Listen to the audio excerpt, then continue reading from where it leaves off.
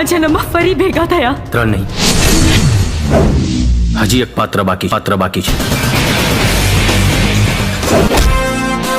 ને હું મારી કિડની આપવા તૈયાર છું.